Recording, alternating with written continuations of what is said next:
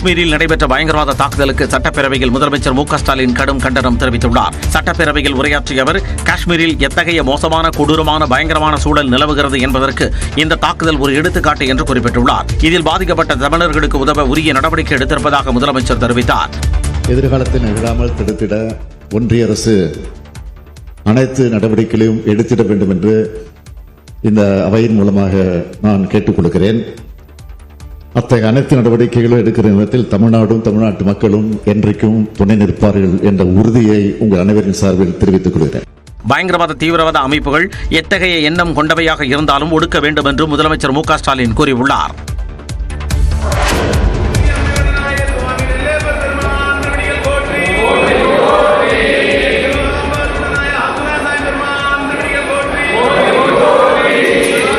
காஷ்மீரில் தீவிரவாத தாக்குதலில் உயிரிழந்தவர்களுக்கு நெல்லையப்பர் கோயிலில் அதிமுகவினர் மற்றும் இந்து அமைப்பினர் மோட்ச தீபம் ஏற்றி திருவாசக பாடல்கள் பாடி அஞ்சலி செலுத்திய காட்சிகள்தான் இவை. இதேபோன்று காஷ்மீர் தாக்குதலில் இறந்தவர்களின் ஆன்மா சாந்தியடைய காஞ்சிபுரம் காமாட்சியம்மன் கோயிலில் ராஜகோபுரத்தில் மோட்ச தீபம் ஏற்றப்பட்டு சிறப்பு பிரார்த்தனை செய்யப்பட்டது. சேலம் கோட்டை மைதானத்தில் காஷ்மீரில் துப்பாக்கிச் சூட்டில் உயிரிழந்த நபர்களின் புகைப்படங்களுக்கு பாஜக, பாமக, தேமுதிக உள்ளிட்ட கட்சியினர் ஒன்றிணைந்து மெழுகுவர்த்தி ஏந்தி அஞ்சலி செலுத்தினர். திருவண்ணாமலையில் எஸ்டிபிஐ கட்சி சார்பில் நடைபெற்ற அஞ்சலி நிகழ்ச்சியில் 20க்கும் மேற்பட்ட இஸ்லாமியர்கள் மெழுகுவர்த்தி ஏந்தி அஞ்சலி செலுத்தினர். இதேபோன்று கோவை, பெரம்பலூர் உள்ளிட்ட தமிழ்நாடு முழுவதும் அஞ்சலி நிகழ்ச்சிகள் நடைபெற்றன.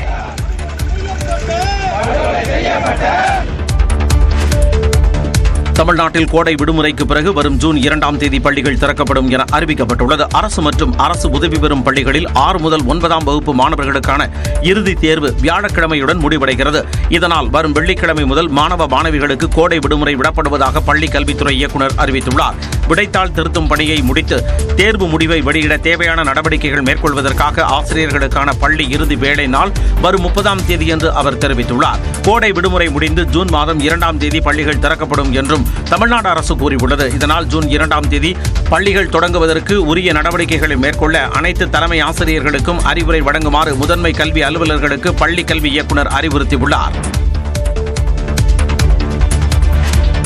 தமிழ்நாடு அரசுக்கு எதிரான அதிகார போட்டியில் துணைவேந்தர்கள் மாநாட்டை நடத்தவில்லை என்று ஆளுநர் மாளிகை விளக்கம் அளித்துள்ளது. உதகையில் வரும் 25 மற்றும் 26ஆம் தேதி துணைவேந்தர்கள் மாநாட்டிற்கு ஆளுநர் RN ரவி அழைப்பு விடுத்திருந்தார். இதற்கு பல்வேறு அரசியல் கட்சித் தலைவர்கள் எதிர்ப்பு தெரிவித்த நிலையில் ஆளுநர் மாளிகை தரப்பில் விளக்கம் ஒன்று அளிக்கப்பட்டுள்ளது. அதில் அதிகார போட்டி காரணமாக துணைவேந்தர்கள் மாநாட்டை நடத்துவதாக வெளியாகும் தகவல் முற்றிலும் உண்மைக்கு புறம்பானது என குறிப்பிடப்பட்டுள்ளது. 2022ஆம் ஆண்டு ஏப்ரல் மாதம் முதல் தமிழ்நாடு ஆளுநரால் துணைவேந்தர்கள் மாநாடு நடத்தப்பட்டு பல்கலைக்கழகங்களில் ஆக்கப்பூர்வமான முன்னெடுப்புகள் மேற்கொள்ளப்பட்டிருப்பதாக கூறப்பட்டுள்ளது. அதற்கு முன்பு மாநில பல்கலைக்கழகங்களில் ஒருங்கிணைப்பு இல்லாததால் மாணவர்களின் வளர்ச்சி பாதிக்கப்பட்டிருந்ததாக ஆளுநர் மாளிகை குற்றம் சாட்டியுள்ளது. இந்நிலையில் அண்மையில் வெளியான உச்சநீதிமன்ற தீர்ப்பிற்கும் துணைவேந்தர்கள் மாநாட்டிற்கும் எவ்வித தொடர்பும் இல்லை என்று கூறியுள்ள ஆளுநர் மாளிகை வரும் 25 மற்றும் 26ஆம் தேதி நடைபெறவுள்ள மாநாட்டிற்கான பணிகளை கடந்த ஜனவரி மாதமே தொடங்கியதாக தெரிவித்துள்ளது.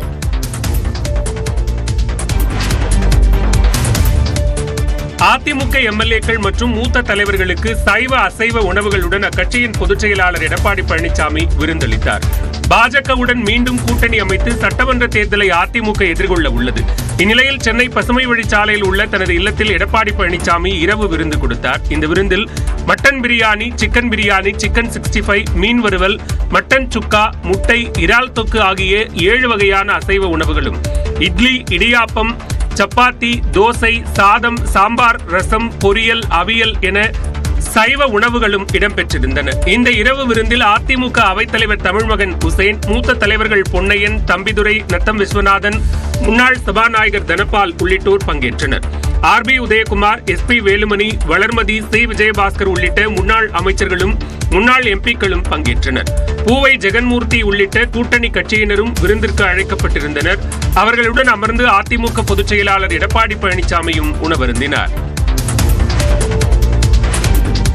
அதிமுக பொதுச் செயலாளர் எடப்பாடி பழனிசாமி தந்த இரவு விருந்தில் முன்னாள் அமைச்சர் செங்கோட்டையன் பங்கேற்கவில்லை. கடந்த சில நாட்களாக அதிமுக பொதுச் செயலாளர் எடப்பாடி பழனிசாமி பெயரை சொல்லுவதை செங்கோட்டையன் தவிர்த்து வந்தார். இருவருக்கும் இடையே கருத்து வேறுபாடு இருந்ததாக கூறப்பட்ட நிலையில் எடப்பாடி பழனிசாமியை தொடர்ந்து டெல்லி சென்று அமித்ஷாவை தனியாக சந்தித்து பேசியது அரசியல் வட்டாரத்தில் சலசலப்பை ஏற்படுத்தியது. அதிமுகவுடன் கூட்டணி அமைக்க செங்கோட்டையனை வைத்து பாஜக காய் நகர்த்துவதாகவும் பேசப்பட்டது. இதையடுத்து சென்னை வந்த அமித்ஷா அதிமுக பாஜக கூட்டணியை உறுதி செய்த நிலையில் செங்கோட்டையனையும் சமரசம் செய்து வைத்ததாக கூறப்பட்டது. இதையடுத்து ஈரோட்டில் கடந்த வாரம் நடைபெற்ற ஆர்ப்பாட்டத்தில் பேசிய செங்கோட்டையன் எம்ஜிஆர் ஜெயலலிதா வழியில் எடப்பாடி பழனிசாமி தமிழ்நாட்டில் சிறப்பாக ஆட்சி செய்ததாக கூறினார். அதன் தொடர்ச்சியாக எடப்பாடி பழனிசாமி வழங்கிய விருந்தில் செங்கோட்டையன் பங்கேற்பார் என்று எதிர்பார்க்கப்பட்டது. ஆனால் அவர் பங்கேற்கவில்லை. தனது மாமனார் மரணம் காரணமாக அதிமுக எம்எல்ஏ பண்ணாரி விருந்துக்கு வரவில்லை. சென்னை விமான நிலையம் கிளாம்பாக்கம் இடையேயான மெட்ரோ ரயில் திட்டத்துக்கு தமிழ்நாடு அரசு அனுமதி அளித்துள்ளது. சென்னை விமான நிலையம் முதல் கிளாம்பாக்கம் வரையிலான மெட்ரோ ரயில் விரிவாக்க திட்டத்துக்கு 9,445 கோடி ரூபாய் செலவாகும் என்ற விரிவான திட்ட அறிக்கை தமிழ்நாடு அரசிடம் சமர்ப்பிக்கப்பட்டது. இந்த விரிவான அறிக்கையை ஏற்ற தமிழ்நாடு அரசு திட்டத்துக்கு அனுமதி அளித்துள்ளது. இந்த திட்டத்தில் 15.5 கிலோமீட்டர் தூரத்தில் மொத்தம் 13 ரயில் நிலையங்கள் அமைகின்றன. விமான நிலையம் பல்லாவரம், கோதண்டம் நகர், குரோம்பேட்டை, மகாலட்சுமி நகர், தாம்பரம், திருவிக நகர், இரும்புலியூர், பீர்க்கங்கரணை, பெருங்களத்தூர், வண்டலூர், கிளாம்பாக்கம் பேருந்து நிலையம் என 13 மெட்ரோ ரயில் நிலையங்கள் அமைய இருக்கின்றன. மெட்ரோ ரயில் பாதை, மேம்பால பாதை மற்றும் பணிமனைகள் அமைப்பு பணிகளை மேற்கொள்ள 9,445 ரூபாய் செலவாகும் என மதிப்பிடப்பட்டுள்ளது. இந்த பணிகளுக்காக நிலம் கையகப்படுத்தவும் அனுமதி அளிக்கப்பட்டுள்ளது. இதனிடையே மெட்ரோ ரயில் 2ஆம் கட்ட திட்டத்துக்கு மத்திய அரசு 8,445 கோடி ரூபாய் நிதி வழங்கியுள்ளது. மத்திய அரசு 65 விழுக்காடு நிதி பங்களிப்பை ஏற்றுக்கொள்வதாக தெரிவித்த நிலையில் இந்த நிதி ஒதுக்கப்பட்டுள்ளது. பக்கவாதம் மற்றும் இதய செயலிழப்பால் உயிரிழந்த கத்தோலிக்க திருச்சபை தலைவர் போப் பிரான்சிஸின் உடல் புனித பீட்டர் பசிலிக்காவில் பொதுமக்கள் அஞ்சலிக்காக வைக்கப்பட்டுள்ளது. 88 வயதான போப் பிரான்சிஸ் கடந்த திங்கட்கிழமை உயிரிழந்தார்.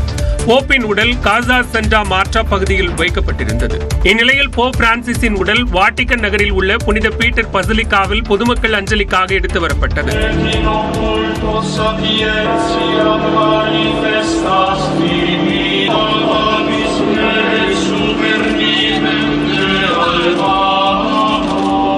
வெள்ளிக்கிழமை வரை பொதுமக்கள் பிரான்சிஸுக்கு அஞ்சலி செலுத்த அனுமதிக்கப்படுவர். வரும் சனிக்கிழமை போப்பின் உடல் நல்லடக்கம் செய்யப்பட இருக்கிறது.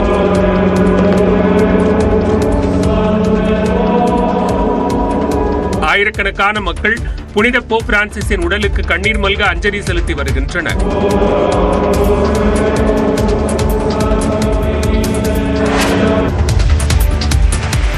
திருவாரூர் மாவட்டத்தில் பல்வேறு பகுதிகளில் 1 மணி நேரத்திற்கும் மேலாக கனமழை கொட்டி தீர்த்தது. வெயில் வாட்டி வந்த நிலையில் திடீரென கார்மேகங்கள் சூழ்ந்து பல்வேறு பகுதிகளில் 1 மணி நேரத்திற்கும் மேலாக கனமழை பெய்தது. திருத்துறைப்பூண்டி, சிங்களாந்தி, வேலூர், மணலி, ஆலத்தம்பாடி உள்ளிட்ட பல்வேறு பகுதிகளில் மழை வெளுத்து வாங்கியதால் வெப்பம் தணிந்தது.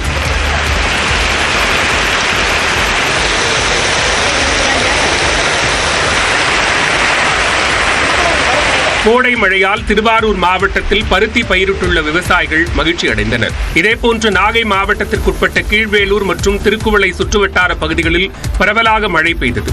கச்சநகரம், பாங்கல், உத்தரக்குடி, வலிவலம், கொடியாலத்தூர், வெண்மணி, தேவூர் உள்ளிட்ட பகுதிகளிலும் சுமார் 30 நிமிடத்திற்கும் மேலாக மழை பெய்ததால் குளிர்ச்சியான சூழல் நிலவியது.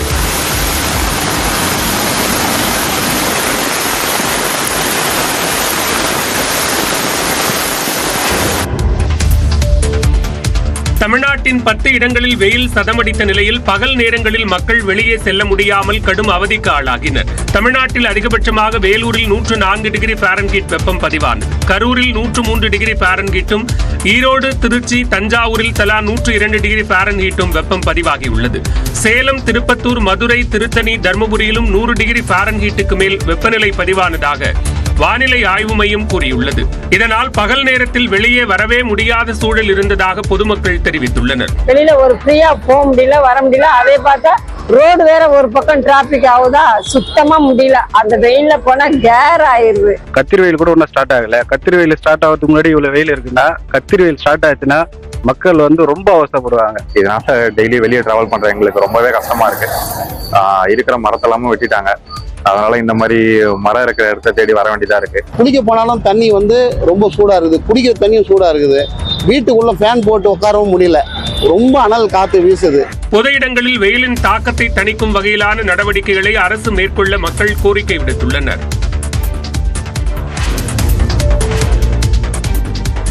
வீட்டு பாடம் செய்யாமல் வந்ததால் 400 முறை தோப்புக்கரணம் போடச் சொன்ன அரசு பள்ளி ஆசிரியைக்கு 2 லட்சம் ரூபாய் அபராதம் விதிக்கப்பட்டுள்ளது.